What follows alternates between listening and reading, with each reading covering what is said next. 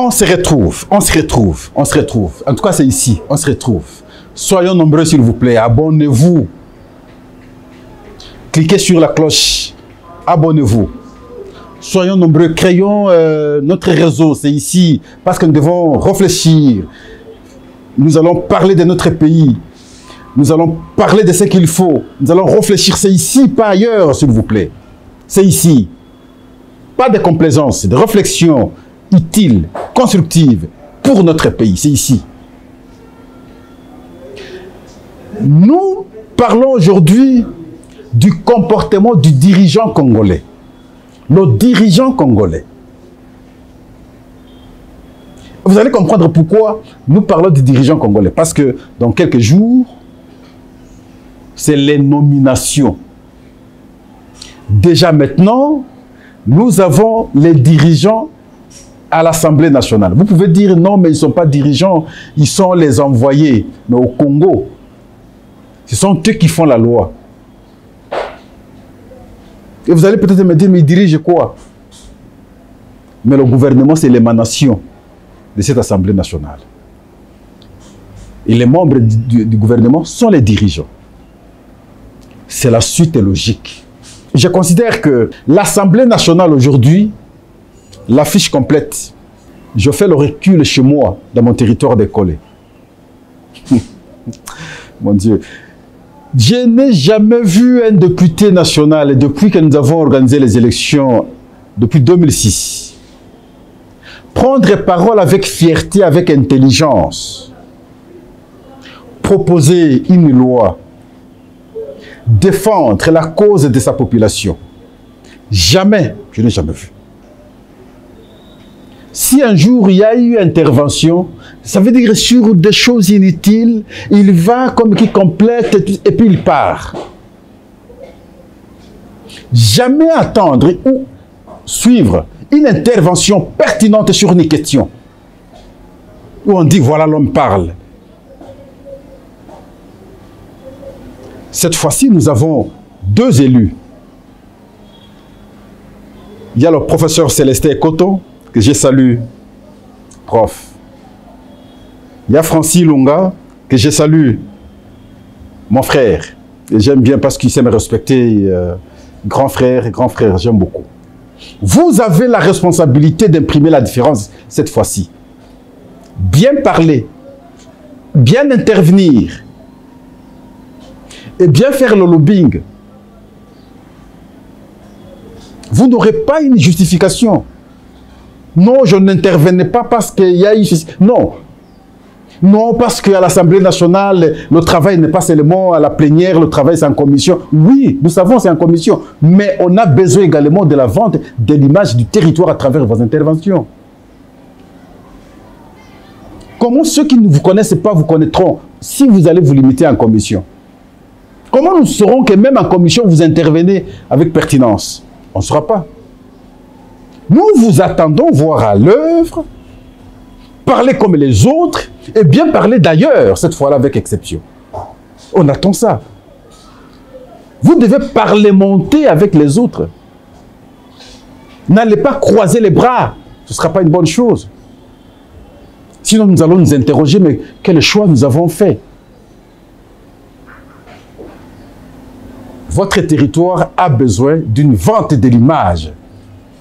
Les défis sont énormes, vous connaissez. Ces défis-là, c'est dans la conjugaison des efforts, nous tous.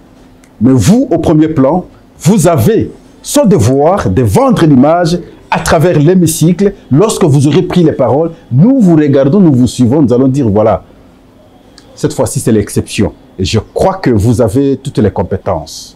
Vous allez les faire. J'ai confiance en vous. Moi, j'ai confiance. Et j'attends que vous fassiez l'exception. Le comportement des dirigeants congolais. Une fois au pouvoir, on change. On devient autre personne. Pourquoi on change? Parce que peut-être on ne rêvait pas un jour qu'on aura le pouvoir. Mais lorsqu'on a le pouvoir, on adopte notre comportement. On devient une autre personne. Ça, c'est le dirigeant congolais. Et alors que vous êtes dirigeant, vous devez être avec vos dirigés de temps en temps pour comprendre leurs desiderata afin d'apporter des solutions à leurs desiderata. Mais nous avons des dirigeants, lorsqu'il est dirigeant, il devient indifférent, il change. Une fois au pouvoir, il se sert au lieu de servir. Mais on vous a responsabilisé pour travailler pour le compte de la communauté. Mais lui pense que d'abord lui, la communauté après. Il confond le bien public et du bien privé. Il ne comprend pas qu'il est là comme serviteur. Il n'est pas là comme celui que les autres doivent servir. Non, c'est lui qui doit servir les autres pour aider les autres. Mais il va vouloir d'abord se servir. Il ne sait pas servir les autres. Une fois au pouvoir, on se préoccupe d'abord de sa propre famille. C'est mon tour, c'est notre tour. D'abord, c'est la famille. Le pays, la communauté de côté. Sa famille d'abord. Il faut stabiliser la famille parce que ça ne vient pas deux fois. Une fois au pouvoir. Le dirigeant congolais. Une fois au pouvoir, on croit y rester définitivement, indéfiniment. Et là, vous allez voir même le comportement, comme nous avons évoqué au début, sera un comportement d'indifférence vis-à-vis des autres, parce qu'il croit rester pour toujours. Et une fois au pouvoir, ces idées qui arrivent. Ah, maintenant là, je crois que je veux rester jusqu'à la fin, oubliant que nous sommes en démocratie. Le pouvoir, c'est 5 ans. Une fois renouvelable. Le chef de l'État vous responsabilise. Vous oubliez qu'on vous a responsabilisé. Vous pensez que ça provient de vos entrailles. Et pour toujours. Erreur. Et là, l'agir pour servir change. Une fois au pouvoir, on oublie son passé. On croit comme si on est né avec. Mais hier, vous n'étiez pas au pouvoir. Quel a été votre passé? Revisitez votre passé. Rappelez-vous des défis de la population. Les conditions difficiles. Ciblez votre action sur ces conditions difficiles pour trouver solution. Vous oubliez le passé. Vous devenez autre homme. Est-ce que le chef vous fait confiance pour que vous deveniez autre homme? Que vous oubliez votre passé? Non. Mais curieusement, le dirigeant congolais, lorsqu'il a le pouvoir, il devient autre homme.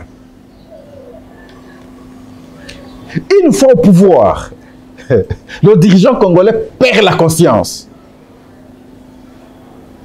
Il n'écoute plus les gens. Les autres deviennent inutiles. Lui n'écoute plus personne. Ce qui est bon pour lui cette fois-là, peut-être c'est l'argent. Argent, argent.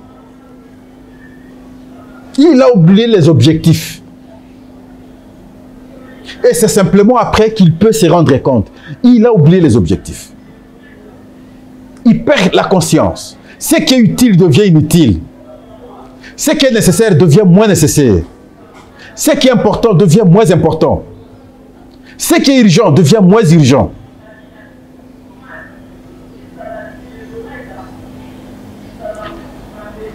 Le dirigeant congolais. Une fois au pouvoir, on devient coopératif. Qui m'apporte l'argent? C'est qui devient important. Quel contrat je vais avoir pour avoir l'argent? C'est ce qui est plus important. Mais des contrats pour l'intérêt communautaire, non, on n'est pas là-bas. Quelle est ma part? Je vais gagner quoi? C'est la question qu'on se pose. Chers frères, je vous le dis. Vous pouvez concevoir une bonne chose, vous pouvez avoir un bon contrat pour l'intérêt de la communauté. Mais pour que ce projet passe au ministère des Finances, au ministère du Budget, chaque instance doit être à mesure de définir sa part, sa quote-part. Oui, d'accord, nous avons vu le projet, il est bon, mais moi je gagne quoi? Au ministère des Finances, et c'est ça la réalité. Sinon, le projet ne passe pas. Vous avez un projet d'1 million. Lorsqu'ils voient que le projet c'est 1 million,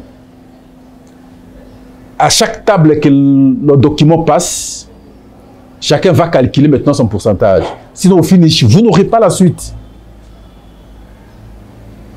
Même les ministères que vous voyez ici, pour que les voyages des ministres, des conseillers, ainsi de suite, soient payés, si vous êtes parti avant, sans avoir eu l'argent, de retour pour en avoir, des conditionnalités pour que l'argent sorte, alors que c'est votre droit. Même si vous voulez aller avant, attends, pour que l'argent sorte, il faut des conditionnalités. Vous laissez des pourcentages. C'est comme ça que nous fonctionnons. Des coopérations. Ma part doit être préalablement d'abord définie, et voilà le dirigeant congolais.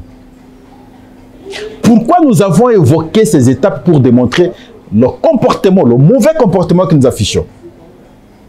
C'est pour alerter, déjà dire que dans quelques jours, les nominations vont commencer. Ça va commencer par la nomination du Premier ministre. Que celui qui sera Premier ministre, au-delà des objectifs que nous avions affichés dans notre premier numéro, il doit comprendre qu'il est serviteur. Il ne peut pas être là comme quelqu'un qui pense qu'il est là pour toujours. Non. Tout coule, tout passe, rien ne demeure. C'est comme ça que vous verrez, dans chaque bureau, on met des photos de ceux qui vous ont précédé. C'est une manière de vous informer que vous aussi, vous allez passer. Un jour, nous mettrons aussi votre photo. Quand vous êtes là, soyez conscients, travaillez pour la nation. Les ministres qui seront nommés par le Premier ministre, ils doivent avoir la même conscience nationale de servir. Aujourd'hui, vous n'êtes pas ministre. Vous êtes un homme ordinaire. Vous êtes avec les gens. Vous êtes avec vos amis. Vous êtes avec la famille. Vous réfléchissez nation. C'est très bien. Mais il faut pouvoir vous changer. Vous changez pourquoi? Nous avons des défis. La question de l'Est, c'est un grand défi. Mais on va vous proposer l'argent pour trahir votre pays. Parce qu'aujourd'hui, le canal est facile du fait que vous êtes devenu ministre. Et vous aussi, vous prenez l'argent et vous trahissez votre pays. Non. Question économique, la même chose. Un projet essentiel pour la nation arrive. Mais vous allez prendre l'argent pour qu'on ne matérialise pas ce projet et la population, le pays reste dans des conditions difficiles. Pour un individu, non. Comment vous pouvez rester à l'aise dans un pays pauvre comme le nôtre? Un cas vous arrive sur votre table, bon, le projet d'argent arrive, déjà vous, comme individu, vous prenez 2, 3, 4 millions, vous servez. Et les 500 000, 600 000 pour l'ensemble du pays. Vous, individu, vous avez pris autant de millions, mais le pays entier, vous avez laissé 3, 4 millions. C'est injuste. Voilà pourquoi Pascal Owondje plaide pour un choix intelligent des acteurs. Et cela passe par une bonne observation d'abord des services. Hélas, malheureusement, nous avons parfois aussi des services qui sont conditionnés et ne savent pas donner des vrais rapports sur les individus. Lorsqu'on n'aime pas tel individu, parce que nous allons discuter, peut-être que le chef de cette direction de service peut désorienter l'information alors que la personne capable est là, mais on va l'écarter. On donne un mauvais bulletin d'information. Mais au moins, si le service est travaillé avec conscience, et aussi, on ferait le choix sur les meilleurs d'entre nous. Le critère politique déjà dégagée. Parce qu'il faut tenir compte des sièges à l'Assemblée nationale. Je m'oppose. Je m'y oppose alors. Ce n'est pas un bon critère. Les services de sécurité auraient dû avoir un répertoire de fils du pays capables de servir notre pays dans tel secteur. Un répertoire, un fichier. Et lorsque le cas arrive, il n'y a pas à fournir d'efforts. On clique, le fichier est là, les gens sont là, tel. Allez, vous les prenez, ils ont des responsabilités. De cette manière, nous allons faire le choix des meilleurs d'entre nous. Mais s'il faut maintenant écouter l'oreille aux politiques, qui sont en réalité les dirigeants à caractère tels que nous avons énumérés ici, qui changent facilement, ça c'est les politiques, les politiciens, qui changent facilement, qui se servent à la place de servir, qui pensent d'abord à sa famille lorsqu'il est choisi, qui pense qu'il peut rester définitivement ou indéfiniment, qui oublie facilement l'air passé et qui perd la conscience. Ça, vous allez trouver ce comportement chez les politiciens. Mais chez les politiques, ça veut dire nous autres, qui réfléchissons la gestion du pays, la gestion de l'État. Oui, on est humain, mais la proportion ne sera pas la même. Parce que le politicien ne réfléchit que le pouvoir, mais le politique réfléchit la gestion. Et le pouvoir pour le politicien, c'est pouvoir pour pouvoir, pour lui, dans ces conditions telles que nous avons énumérées. Mais le politique va tenir compte de la régulation de la société par son acte, parce qu'il a la responsabilité. Voilà pourquoi j'insiste. Mais malheureusement, posons-nous la question pourquoi on n'a pas ce fichier des vrais Congolais. Les gens passent chaque jour à travers les antennes de télévision comme des radios.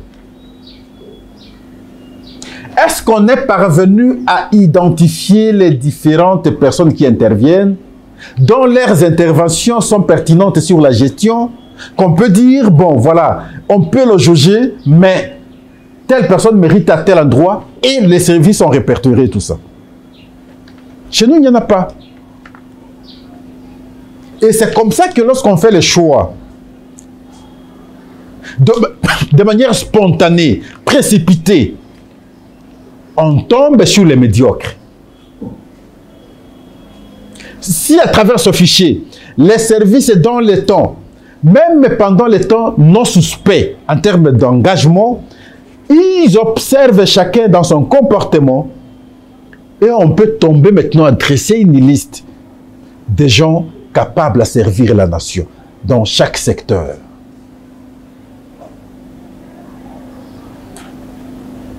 Nous sommes comme ça. Merci. On se voit prochainement. Au revoir.